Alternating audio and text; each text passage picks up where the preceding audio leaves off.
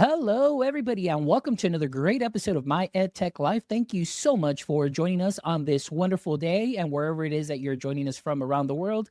Thank you, as always, for all of your likes, your shares, your follows. Thank you so much for just interacting with our content. Thank you so much for all the great feedback. We really appreciate it because, as you know, we do what we do for you to bring you some amazing conversations that'll help nurture our education space. And today I am really excited to have on a wonderful guest that I have followed and then connected with on LinkedIn.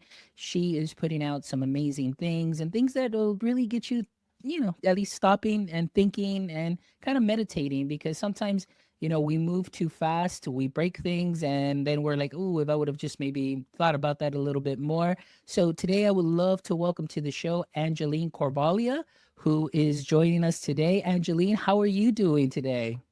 I'm doing great. Thank you. How are you?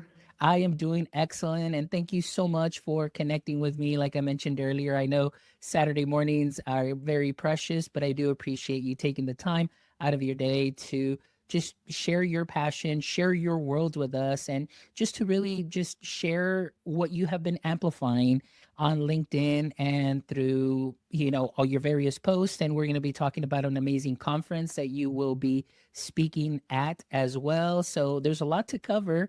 But before we get into the meat of things, Angeline, if you can give us a little background, introduction, and just what your context is within the digital safety space, education space, and even parent space. So just that way our audience members can get to know you a little bit more. Okay, thank you so much for having me. There's some things that are always worth giving our time for, and spreading messages, your own and others, is definitely worth the time. So I have a very eclectic background. It would take me a while to tell the whole thing. I'll just start with the whole online safety space. It actually found me because when my daughter was born, she's 9 now. When she was born, I was a CFO in a financial institution. And I was working there for 15 years total. After that, I never wanted that to be my future. So I quit, and then I was working for a software provider in sales. They put me in sales. That wasn't the best decision. But I did that for around 3 years. And then I said, I have to do my own thing. And my intention was actually to do digital transformation and like a little bit help with the kids on the side, because that was the part of the CFO that I liked. But then I noticed people on LinkedIn, they were posting things for kids. And I felt like the medium wasn't something that kids were going to listen to, or it was actually long articles, for example. So I'm thinking, oh, I'll just have some fun and create a video. So I started asking these experts, can I create the videos? And they're like, yeah, sure. And I got a very big positive reaction to these videos. And then after, this was a year and a half ago, about a year and a quarter, I realized, there's so much that needs to be done. After spending then 3 months, around 3 months, mainly focused on that, I realized I have to do this. I have to do this full time. I have to help with that. And AI is one thing I'm especially interested in. And the reason I first got interested in it is actually from my time at the software provider. They were doing work for customers, and AI was the thing for the developers. It was the thing for the tech experts. And I wasn't a tech expert. I was the bridge between tech and business. And I felt, this was when ChatGPT had just come out recently, and the world was changing. And people who weren't tech didn't feel like they were part of it. So I was like, I need to help these people understand. So that's how it started. And then I had 2 characters. My activity is called Data Girl and Friends. And I had Data Girl. And then someone suggested, why don't you have AI? So I have Isla AI Girl too. And Isla talks about AI, and Data Girl talks about online safety and all the other privacy aspects. That is wonderful. And what I love though is just when I get to talk to guests and this is what I love the most about this and amplifying people's voices in their work, is just to hear the background that they're coming from, what they're seeing, and how they're trying to, either saw something and trying to find a solution to, or working along with that, in this case, company, like you say, you're making videos, and then all of a sudden seeing, hey, there's a need for this now, because now you're seeing some things. And this is, I think, fantastic. And Data Girl and Friends is something that I know that I would love to share with my parents. And so that's why I'm thankful that you are willing to be here today to learn a little bit more about that, because as part of my job, I do get to work with parents on a monthly basis. We talk and we have these conversations about data, the data privacy. The most recent conversation that I did with them, I posted on LinkedIn. We were doing one on sharing, where parents are just oversharing, pictures and so on. And then I talked to them also about, these AI platforms that now can take some of those pictures and, basically undress those pictures. And then there's the extortion aspect of it. And so we go deep into those Mhm. conversations, because I know that although it's a tough topic, just to inform parents and letting them know just the dangers, and also talking to them about AI and chatbots. So kind of going into that into kind of that, I guess, path now into the conversation. I know that you have spoken very much about AI and you're very vocal about it, but I want to ask you, as far as AI literacy is concerned, I know that AI is moving like at a very rapid pace, and it just seems like every day or every second there's a new app, a new company, something new, and all these models are coming out that are reasoning and all that good stuff. But I just want to ask you, do you think that with this and the moving as fast as it is, do we need to focus more on that AI literacy side, or do we need to focus more on implementing more robust AI safety regulations? I'm going to say the AI literacy because I no longer trust government or industry to solve it. I don't like to make political statements, so I don't want to get political because that distracts often from the message. But any government, because if we wait, we need regulation, we need responsible industry. But you said exactly, it's moving very fast, and if we wait, then we're going to wait. There's enough examples of parents who have been fighting. I know one parent, Jesper Graugard in Denmark, who's been fighting for the privacy of his kids for 5 years. He's clearly in the right, but he can't really move very fast. And other countries like Norway, where they managed to actually get change in the government, but it took a year and a half for the government to actually make rules, about privacy for kids in schools. And in a year and a half, how much has happened. So I think the literacy is most important. Long answer, short question. And the issue with this literacy is exactly that it's moving so fast. And I was thinking, and we were talking about working with parents, one whole aspect of my concept, my way of working, is that parents need to understand that they're not going to know. Their kids are going to know, they're not going to know. So the way to keep kids safe, what I try to bring about, the short videos that parents and kids should watch them together and talk about them together and teach each other, because there needs to be a trust, because the kids are going to know, they're going to know parental controls. There's always a way around the parental control. That their friends are going to tell them how they're using AI, and they're going to try it out. So there needs to be a trust, and the parents just aren't going to figure it out. So that's kind of my way of seeing it. Yeah, and you know what? I love that you brought it back to the parent aspect of it, because I know with my work with parents, and I'm coming in just from education, and actually coming in from business and marketing into education. And I know that there's a term that is used quite often and says, oh, yeah, our learning community and our learning community. And sometimes what I feel like is that we don't include the parents as much Yeah. in that learning community. It just seems like it's the upper, management, and then of course the mid-level, and then the teachers, and then students. But I love that you touched on the fact that parents need to know. The students are already using it.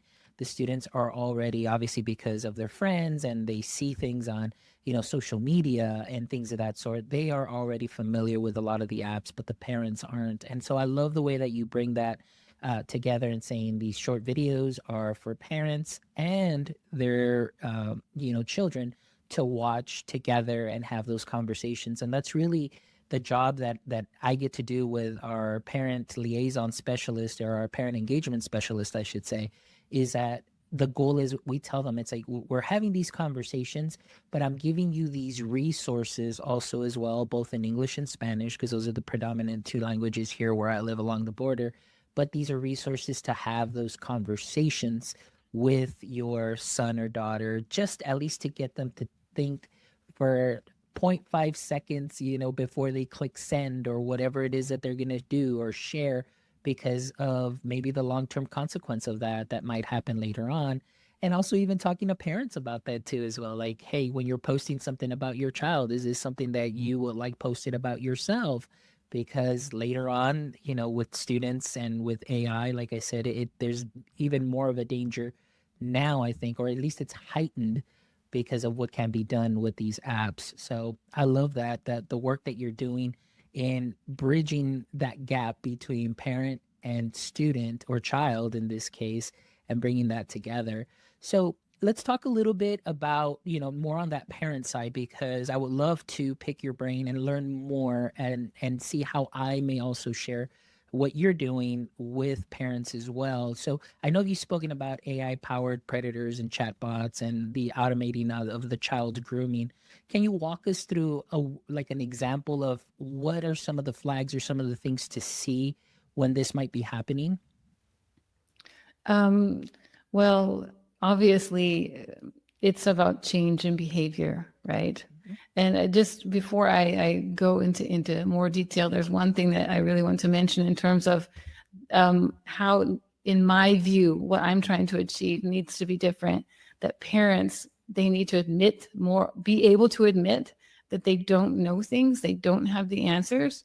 It's the same, it's a societal thing, right? If you're in a meeting at work, who's going to be the one to say, I don't understand what you're talking about. Can you please explain it in a simpler way? It's hard because in general, all the societies that I've lived in, I lived in 6 different countries. It was always like you're supposed to know, and asking questions, admitting you don't know is hard. But with the tech world and kids and parents, we have to admit we don't know, because that's part of the problem is kids think they know better, especially in terms of privacy. So yeah, just before I say that, Yeah. that even the signs, I would say the first sign is openness. I just recently have been speaking a lot with Megan Garcia, who recently lost her son, Soul. And she's going to speak at the conference. We're going to talk later. And we've been talking about her experience. And one of the things that she noticed was a change in behavior, in the sense that he was talking less to her and less honest, less open. It's a first sign, that something is wrong. And another thing is just if they want to be alone with their device. It's tempting to let them be in the bedroom or be alone, but I've heard a lot of experts say the worst things happen in the bedroom, even on, all these. I talk a lot about the online world, but I don't spend much time on it. Like Discord and things where the kids can watch, Roblox, where they can have the games, and you think it's, it's not dangerous, but actually it can be, and it's good, especially if they're younger kids, to have them always in the room with you. Yeah. So those are signs, basically, just change in behavior. And and that's very interesting, because that's something that does come up with and the talk that I have with parents is many times they may think like, well, it's just the puberty, it's just the age, and they're in that awkward stage, and they start isolating themselves. And I always just say, like, if there's a sudden change, that is something that should kind of be noted, and kind of just start asking and just doing the parent thing is like, just observing, are you okay? Noticing some of those behaviors. And because like you mentioned, and you mentioned Megan Garcia, and that's something that I did bring up with our parents when we had our meeting, this past year, I think it was the November meeting, and talking about how easy it is to access these chatbots on Mhm. your devices, on computers, and how easy it is to even open up an account. And so I played a clip that when Megan was getting interviewed, where she mentioned it's move fast and break things should not be something that should be done when it deals with students and especially the Mhm. lives of a Yeah. child. So going into that, through your work and what you've been doing, and I guess maybe in your opinion, what are some things that these companies, these AI companies that are putting out these chatbots and so on, what could they do better than just move fast and break things? What are some of the things that if you can have that CEO in front of you, CFO, and say, hey, this is what needs to change? What would be some of those things that you would ask to be changed? I would ask them to have their products looked at and created together with experts like psychologists and psychiatrists, behavioral experts, even teachers, because they're largely left out of the discussion. And this would already be a big step forward, right? I mean, I recently learned about the existence of grief bots. When I found out about this, I was speechless for 20 minutes. This for people who don't know, these are AI chatbots that are actually created actually a copy of a person who's passed away, and they are apparently for grief. But when psychologists that I know, they're like, obviously we weren't involved in this because this is extremely dangerous and risky, right? The way it's being done, especially towards kids. So this is what I would ask. Yeah, can you just get non-technical experts to assess your product for whether it's safe or risky? It's Yeah, this just needs to be done more across different industries and expertise levels. Yeah, no, and that's something that is very powerful that you mentioned. I did have a guest a couple of months ago, Dr. Sonia Tavari, who was on here Yeah. also. And that was one of the things that she mentioned, that it was so important for her that you have that co creation of these applications with not just, I guess, your end all goal in mind of obviously just getting on the app and just keeping people on the app at any age level, but also if it's something that's supposed to be used for young adults or children for that matter, that they do get that feedback. And so for me, what I see many times is there is the influencer market. You get people that are, have a heavy following. They get used and say, hey, we'll give you our product or we'll pay you this much to promote our product. And really, sometimes it's like, well, are they even, taking into account the privacy, the data, the dangers that might occur? Or is this just simply a paycheck for them and I'm just going to put it out there and, without any regard to, what their own personal beliefs or views or anything? It's just like, hey, this is what I do. I'll just share it out there. But I do believe that there is something that's very important, and that's, making sure that everybody is at the table, because it kind of brings back to the ethics of it. And as far as ethical use of AI and, going into the different biases and the outputs and the uncertainty of those things. I mean, just to get more people involved in getting that feedback, I think that's something that's fantastic. And obviously, we talk a lot about guardrails. Now, my big viewpoint has always been, it's how can you put a guardrail on something that you don't own? Because a lot of these applications are plugging into a system that's kind of, that large language model. They're pulling that data from there. So if you don't own that, many companies say, oh, well, we're putting guardrails and these safety rails. And I'll hear it in all the education platforms. Well, we've got Yeah. guardrails in place. I was like, but how? If you don't own this, is it just somebody putting in code that says, if this, then don't do this? And that's your guardrail? And I don't think that that's very safe at all whatsoever, or ethical on that. What are your thoughts on just AI ethics and what's, and in this case, for these companies, what could they do better to improve that? Well, I think that exactly as you said, I mean, these companies overestimate their ability to control things, and giving them the benefit of the doubt. Yeah.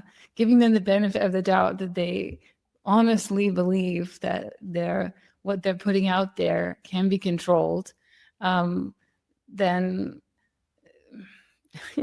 they need to trust, that there are people on the other side. And I think part of the problem is actually that, obviously the industry, the AI industry, the creators are a lot in a little clique, and I sometimes feel that I'm probably pretty right. I don't know them, so I just say they probably live in their own little world in San Francisco or something, and honestly have no idea. I have no idea what, their kind of distorted reality.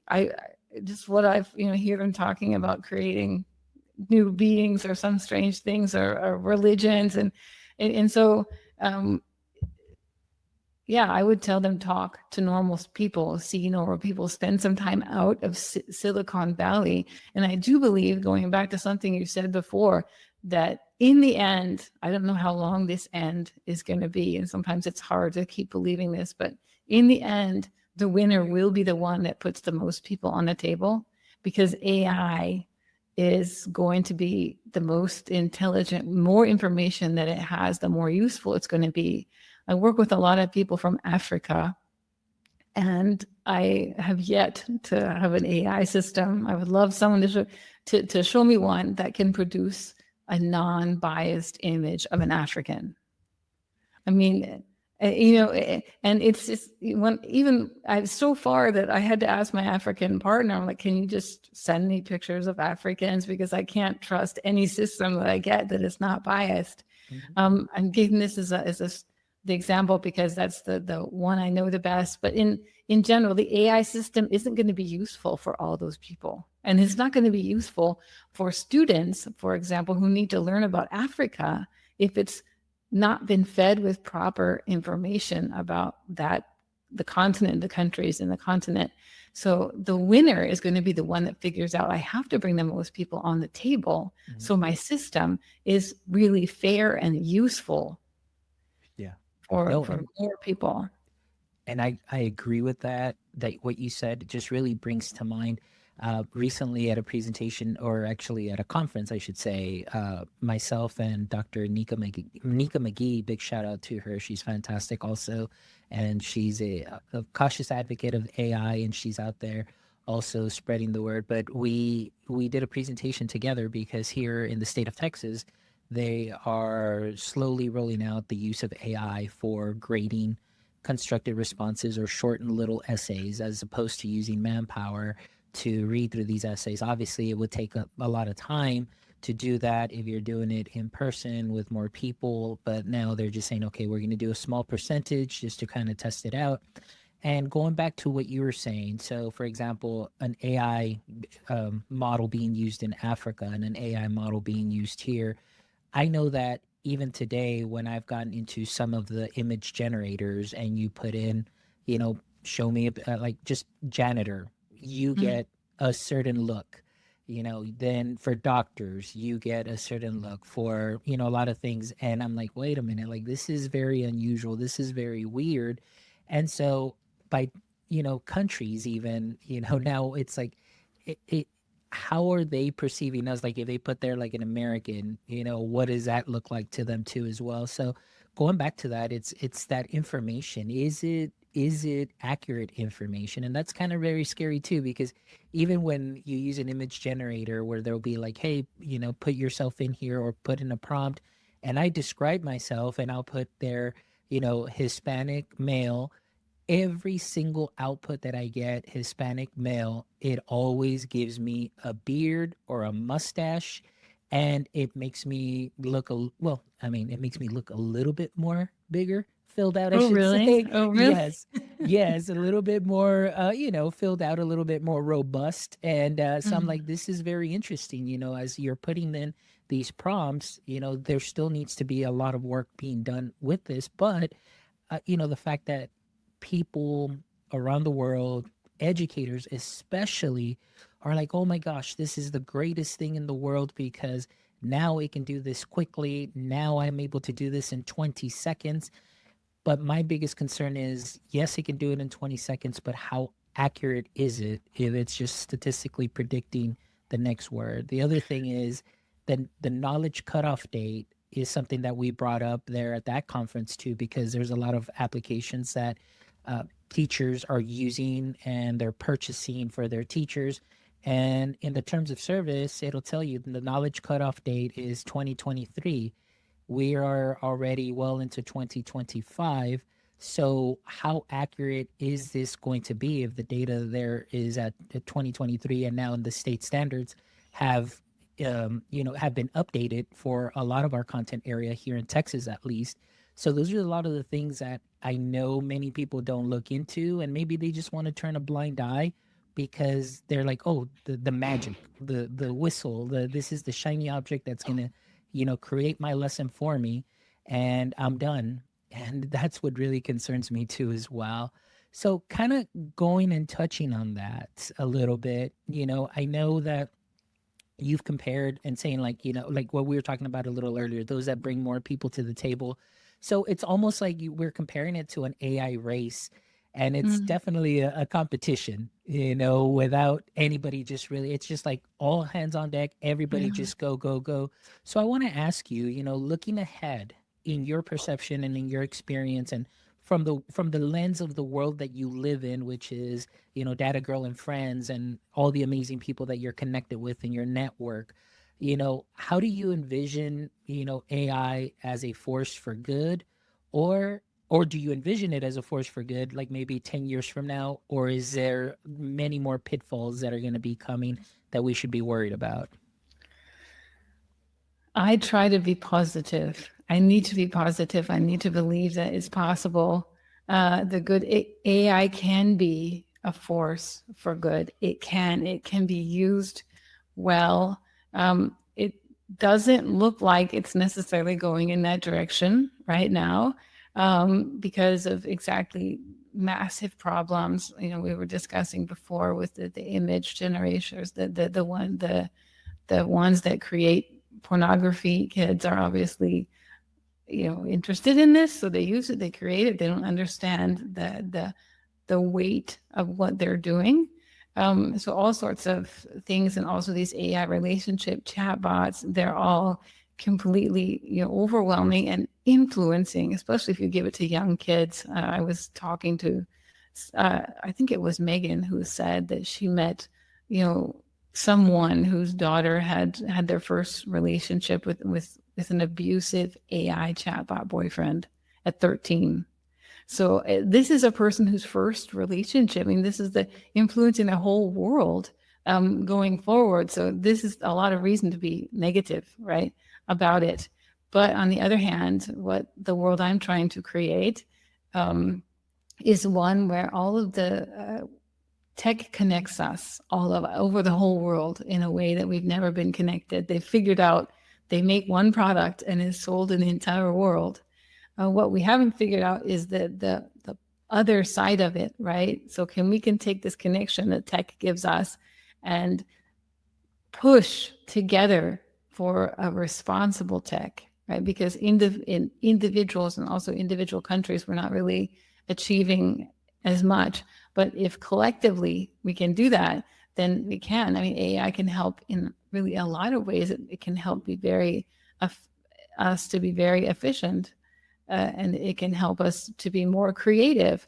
It can help us to know each other better, because in the moment that, and I need to call out Bill Schmarzo because he's the first person I heard say this, that AI can help us to be more human. And some people hate that statement and some people like that statement. Mhm. I like it because I think because there are things that we can do as humans that AI probably, I don't want to say probably won't be able to do, is be sentient, understand emotions, understand context, all of this like real life experience. And if you have AI, if you use AI, then you understand which parts of you are uniquely you. And kids can learn that from a younger age, right? They actually have to, they should understand, who am I? What makes me unique? What kind of person am I? Because if you're using AI, and they are, and you don't know who you are, then you can more easily be influenced. And this is something that kids can then learn earlier, and then you're actually going stronger into the world because you know yourself better. So that can be a positive output of AI, but we have to be more intentional with it, and we have to kind of force that use because, as you say, the tech companies are obviously, they have billions in funding that they have to get return on, so they're going to go for the money first. Yeah, no, absolutely. So I want to kind of just turn the conversation over now because to talking about the Global Online Safety Conference. So this is something that I did see recently that was posted on LinkedIn. I have already signed up for it too as well. And just looking at the list of speakers, this is going to be an interesting conference. So can you tell us a little bit more about this conference? Well, first of all, if you can, or have some background, how did this conference idea come about? And then tell us a little bit about what the goal of this conference is and why people should sign up for it. So the idea came about just after a year of being in this space. I met some amazing people, a lot of amazing people, like this online safety, this an AI, a responsible AI community that somehow I have built on LinkedIn is so amazing, and it's full of I call them like individual warriors, really passionate people. A lot of them are individuals or small companies, small organizations fighting to survive, making a real difference. And I was thinking these people could actually achieve a lot more if they were working together, if they knew each other more. So I said, let's do a conference. And I talked to a few nonprofits that I work with. Will you support me to do this conference? It was in November, and I was in time. It's urgent. So I said, I want to do it in 3 months. So I said, in 3 months, we're going to do this conference. And, we talked about it with the partners, and also one, Andy Briarcliff, who's been a lot of support as well. He's been in the space for a lot longer. How are we going to define it? So it said, we'll just be very general. We're going to call it an online safety conference. It has to be global because that's what I said before. We have to work together more. And we just put it out there and say, see what comes back. What are people interested in? Who wants to talk? And we got this massive, just so many people, so much energy came back. I was just putting out messaging. We're stronger together. We have to know each other. And it was like every day something would come in and I said, I can't believe this person is speaking. I can't believe this person wants to speak. Like I always, ever since I heard the existence of the AI data labelers, I always wanted to meet an AI data labeler or a content moderator. And there was a Facebook content moderator from South Africa who contacted and wanted to speak. And I'm like, yes, that's exactly what so all sorts of people from 16 countries, different ages, contacted, and all across the spectrum of different topics and experiences are going to talk. And what's important is that we did not go for any influencers, like you said. We intentionally we don't have, the keynote speaker who is going to bring in the audience. We're like, no, we want to hear from the people who need to be heard. And it's quite unique. And we also made the conference like 12 hours a day so that people from all over the world can speak in their time zone. And we made it free and online, fully online, because then the barriers to actually attending are gone. Because a lot of, obviously, university students, people in poorer regions, or people like me, I'm actually in Europe, so it's Saturday afternoon. And I would love to attend conferences in the US, but it's a really long way and really expensive. So we're like, no, we want to have the voices who wants to speak, and we want anybody to be able to listen. Yeah, so that's how it came about. Well, that's wonderful. And, looking at the lineup, there's definitely some amazing speakers.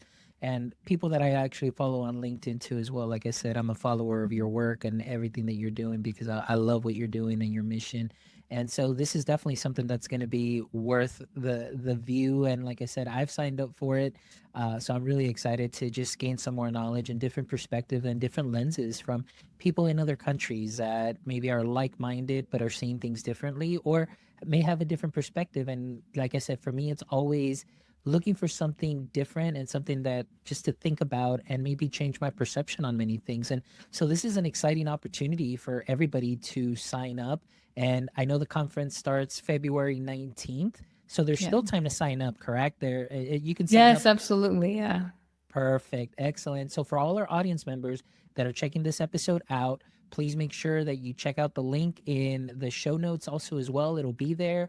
We'll definitely be posting it on LinkedIn too and all our socials to make sure that you sign up for this, because this would be a great event for you to learn more and see things from different perspectives and different lenses. And of course, like I said, it's only going to nurture our growth within this space, and just to see how as a collective we can improve this space also as well. So thank you for Yeah. sharing that. Now, Angeline, before we wrap up, I just want to ask you, as far as uh your projects, what are some of the things that are that are in store in the future, maybe for Data Girl and Friends? Well, Data Girl and Friends, as I said, I create the content. I realized early on that sales is something if I were to actually try to sell my content, then I don't have the creative juices anymore. Yeah. So I'm really building out partnerships with amazing organizations who have they have the ideas and the knowledge, but maybe not the medium to bring it about, or they have schools, classes, parents but they could use the content. So I'm Data Girl that's what I'm building out. That was the original idea for the conference, to help that, and actually has grown into much more, luckily. And also I'm working on some online courses that will be ready soon. Basically, the whole concept we didn't really speak about is that I think that teens, they should have like clear knowledge, something like you can't drive a car without a driver's license. So you actually shouldn't be using a device without basic safety, just really basic, like you've learned this, you've heard this at least once. So I'm working on some online courses that will be ready soon on this, and I'm really excited when those are ready. And also the Shield conference is actually just a kickoff. We are going to do a yearly conference, but it's actually intending to build collaboration. We're going to also do working groups and do smaller meetups and conferences, to really, the idea is it will be the platform to help people come together. So it's another reason to come, even if you can't be there, because I know I picked a week where a lot of people are on vacation. I didn't know when I left the US, there was no vacation in February. So yeah, just to sign up so you can listen to the recordings afterwards and be a part of the movement and the community going forward, because there will be other meetups and other more specialized conferences. Wow. Well, that is fantastic, Angeline. And thank you so much for joining me today and taking a little bit of time out of your day to just really share, your passion, share your mission, your vision, and definitely getting people excited about the Shields conference also as well. So again, for all our audience members, make sure that you check out the episode notes, because all of the links will be there. And the conference is coming up really quick. It'll be February 19th. So if you're watching this, please make sure you click on that link, sign up, and check out all the amazing speakers, and just to help us learn more. And obviously, now that we're hearing from Angeline too, that this is something that is a community that's going to continue to grow. Maybe in the near future around your area, there will be a meetup or there'll be a conference, but it's just something great to be part of, and something that where you can find like-minded individuals and folks coming together, like I mentioned, just to continue to nurture these conversations and continue to grow together. So, Angeline, thank you so much. I really appreciate your time being here. But before we wrap up, we always end the show with our final three questions.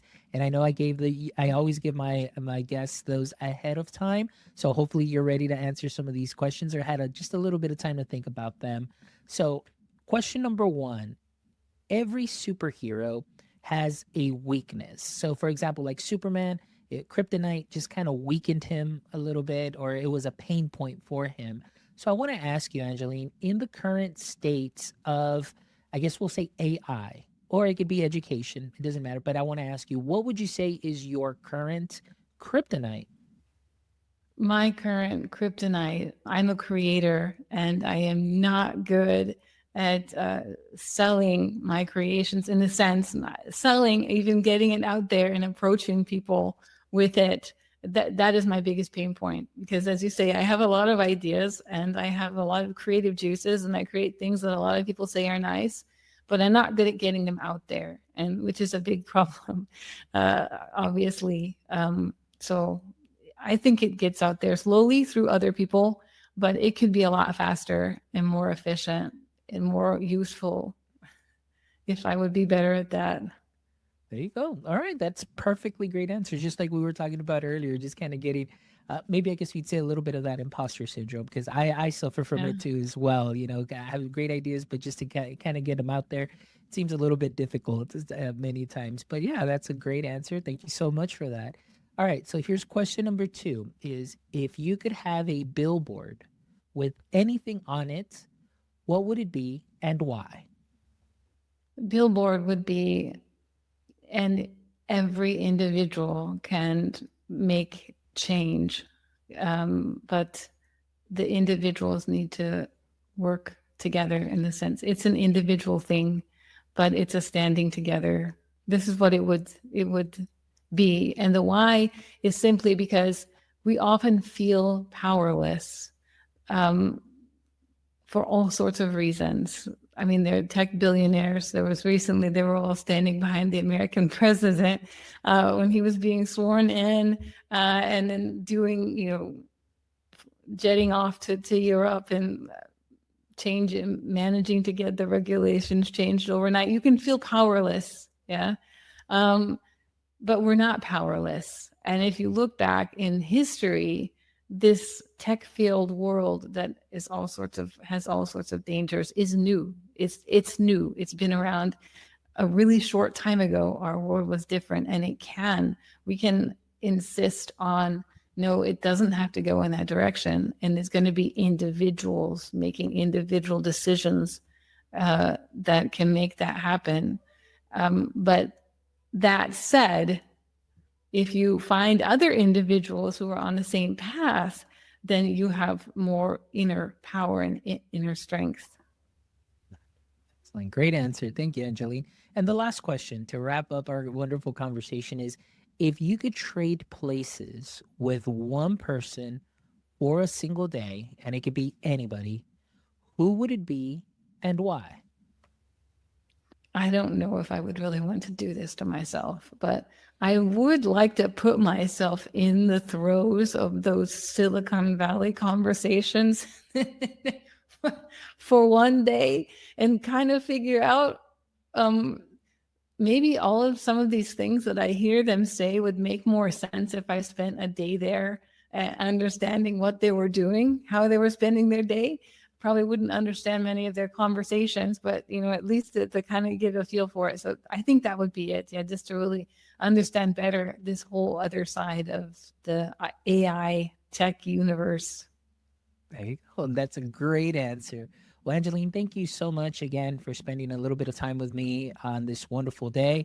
And thank you so much for all you shared. And for our audience members, like I mentioned, there's a conference coming up, the Shield Conference. So please make sure that you check our show notes for that link. And that way you can go ahead and sign up. And also just find these wonderful speakers on LinkedIn as well. Follow them on Yeah. socials because they are putting up some amazing things that really help you learn more, but also to kind of stop and think And that's the wonderful part about it. Just it's not all about, going fast and breaking things. It's, you can go fast, but then also take a pause and just really reflect on some of those things that maybe we're already coming in with our own perceptions. But this would be a great way to continue to learn. So for our audience members, make sure you check those out. And also, please don't forget to check out our other 312 episodes, where I promise that you will find something just for you that you can sprinkle onto what you are already doing great. So make sure you go over to our website at myedtech.life, myedtech.life. And if you haven't done so yet, make sure you follow us on all socials. That way you can keep in touch with us, but also see all the wonderful guests that are coming on through the show, the wonderful conversations. And then that way you can go ahead and just get a little glimpse of the amazing, amazing work that is being done. So thank you so much. And as always, my friends, don't forget, stay techie.